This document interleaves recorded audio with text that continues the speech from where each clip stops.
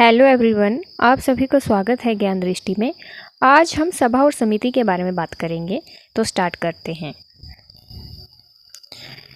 सभा और समिति जो थी वो वैदिक काल की प्रशासनिक संस्थाएं थी और अथर्ववेद में जो है सभा और समिति को प्रजापति की दो पुत्रियां जो है वो कहा गया है। सभा का जो अध्यक्ष होता था वो सुजान होता था और समिति का जो अध्यक्ष होता था वो ईशान कहलाता था। सभा में जो है वो वृद्ध व अभिजात जो लोग होते थे वो सम्मिलित होते थे। इसमें भाग लेने वाले लोगों को सभ्य कहा जाता था और इसके सदस्य श्रेष्ठ जन होते थे, इसलिए उन्हें सुजान कहा जाता था।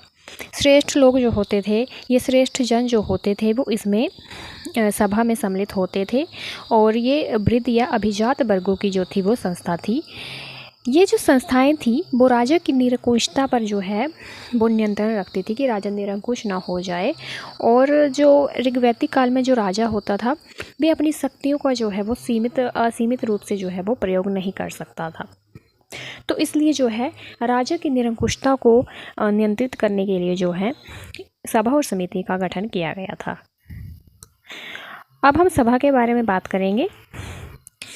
सभा जो होती थी वो जनतांत्रिक संस्थाओं में से एक सभा होती थी और सभा के साथ में जो दूसरी संस्था होती थी वो समिति होती थी। सभा और समिति को अथर्ववेद में जो है इसका वर्णन मिलता है। अथर्ववेद में सभा और समिति को जो है वो प्रजापति की दो पुत्रियां जो है कहा गया है। ये जो थी वो समाज, वैदिक समाज में जो थी वो इन संस्थाओं का बोलबाला था, या वैदिक समाज में जो है इन संस्थाओं का काफ़ी प्रभाव भी था और साथ ही ये जो है ये प्रशासनिक रूप से भी जो थी वो कार्यरत थी और इसके साथ ही ये सामाजिक रूप से भी जो थी वो कार्यरत थी। सभा में जो है वो ब्राह्मण, अभिजात वर्ग, धनी जो वर्ग होता था वो जो लोग होते थे उनका अधिक जो है वो प्रभाव देखने को मिलता है और इनके सदस्यों को सुजान या कुलीन जो है वो कहा जाता था। मैत्री संहिता के अनुसार जो है जो सभा होती थी वो स्त्रियों के लिए जो है वो मुक्त नहीं थी, मतलब स्त्रियां जो थी इसमें नहीं आ सकती थी और ऐसा कहा जा सकता है कि सामूहिक रूप से जो है वो ये काफ़ी बड़ी जो थी वो संस्था थी। काफ़ी प्रतिष्ठित जो लोग होते थे इसमें सम्मिलित होते थे और सभा जो है वो वृद्ध लोगों की या अभिजात वर्गों की या धनी वर्गों की जो थी वो संस्था थी वैदिक काल में। फिर है समिति।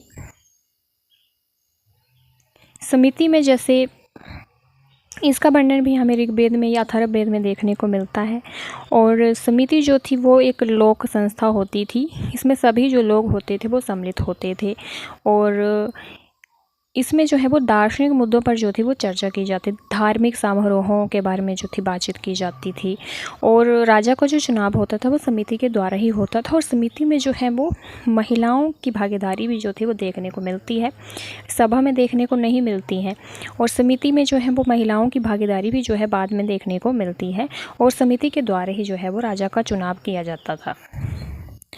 कुछ अन्य तथ्य भी जो हैं जो काफ़ी इंपॉर्टेंट है एग्जामिनेशन के पॉइंट ऑफ व्यू से, तो अथर्ववेद में जो है सभा का जो उल्लेख है वो 8 बार हुआ है, समिति का जो उल्लेख है वो 9 बार हुआ है, विदत का जो उल्लेख है वो 122 बार हुआ है। विदत भी एक संस्था थी, ये सैनिक और धार्मिक कार्यों से जो थी वो संबंधित थी। इसके बारे में कुछ अन्य इतिहासकारों ने सभा और समिति के बारे में कुछ जो है वो बातें कही हैं, जिसमें डॉक्टर कीथ के अनुसार समिति विद्वानों की परिषद थी और सभा जो था वो उसका भवन था। लुंडविग के अनुसार सभा उच्च सदन था और समिति जो था वो निम्न सदन था। अल्टेकर के अनुसार सभा ग्राम संस्था थी और समिति जो थी वो केंद्रीय संस्था थी। हिलब्रांट के अनुसार समिति जो होती थी वो एक संस्था होती थी और सभा जो होती थी वो इसकी बैठक होती थी। और केपी जायसवाल के अनुसार समिति जो थी वो राष्ट्रीय संस्था थी और सभा जो थी वो स्थायी संस्था थी। तो ये था सभा और समिति के बारे में। आई होप आपको आज की जानकारी अच्छी लगी होगी। ऐसी ही और वीडियो देखने के लिए हमारे चैनल ज्ञान दृष्टि को जरूर से सब्सक्राइब करें। अगली वीडियो में हम वर्णाश्रम के बारे में बात करेंगे। तब तक के लिए हमारे साथ बने रहिए। Thank you.